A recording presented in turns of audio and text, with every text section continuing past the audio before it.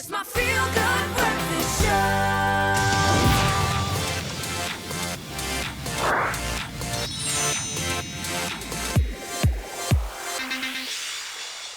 Welcome back as we continue to go moggy over Dune, obviously releasing locally in cinemas tomorrow. Now, Dune, the movie, is nearly upon us, obviously, and there is a lot of Dune featured in video games, understandably, and some that have been very influential in the world of gaming. Grant, our gaming guru, is here to tell us a little bit more.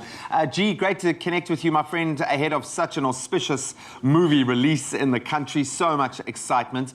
But Dune has been around for the longest time and has influenced popular culture on so many levels. Now, obviously, when it comes to games, there are a number of games based on the novels by Frank Herbert.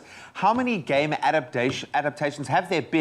And how have they been received? Because we know we've got some pretty unforgiving Dune fans out there. Firstly, I'm so excited about Dune.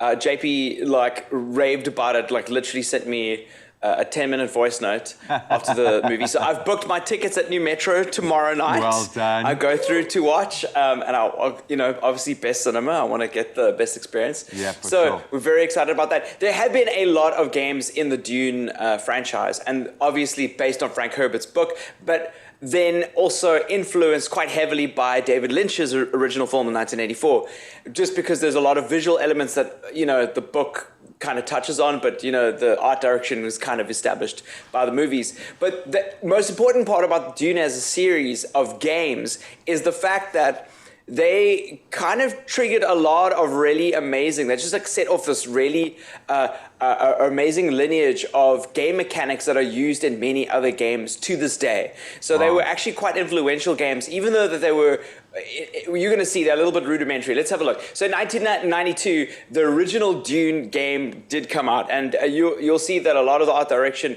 has been taken from the film.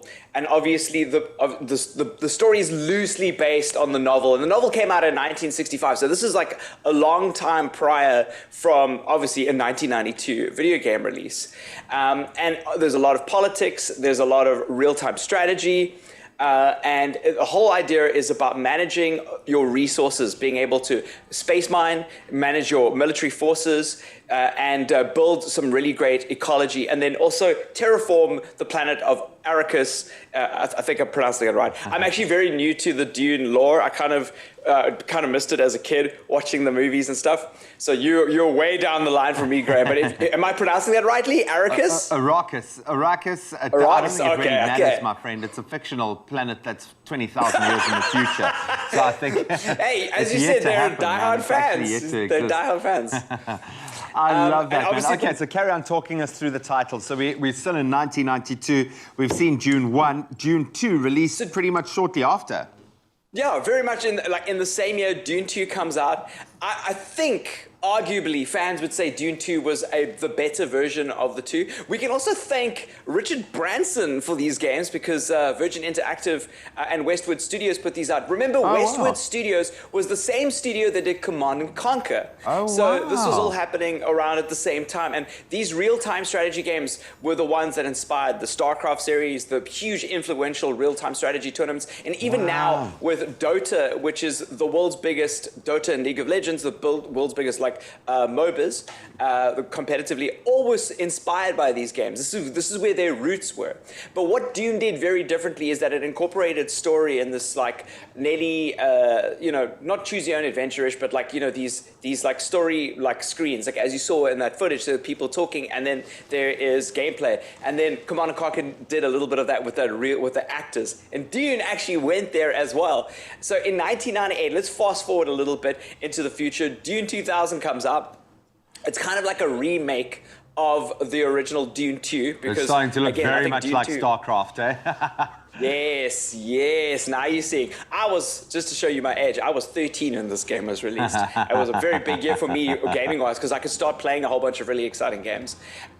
They improved the graphics because it was kind of like a remake of the previous game. So they made the graphics better. It ran better on those systems. I think it was a a Pentium, Celeron was like Yeah. the machines that were coming out. Voodoo Oh, 3DX wow. was like were the cards back then. And then they also had live action cutscenes similar to Command and Conquer. So they had these, you could actually see actors play out the scenes. So instead of rendering them in 3D or have them still animated like you saw earlier, just like an illustration, it was literally actors acting them out. I've got to ask you very quickly, with all of the excitement around Dune right now, I know we're going to continue our exploration in just a moment, but do you think there is a game in the works, something to take it forward in the here and now with all of this focus on the movie? I hope so. There is no word about it. I think maybe depending on the success of the film, they'll decide whether they're going to make a game or not, or push a game. I really hope they do.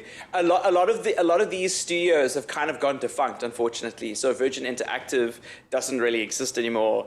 You know, the Command and Conquer franchise is under the EA belt. So EA bought Westwood Studios. So maybe EA has the rights to do a Dune game. So we'll see. Maybe they'll just forget about that FIFA title. You know, yeah, who cares? I know. Well, they might lose that FIFA title and be forced to look elsewhere.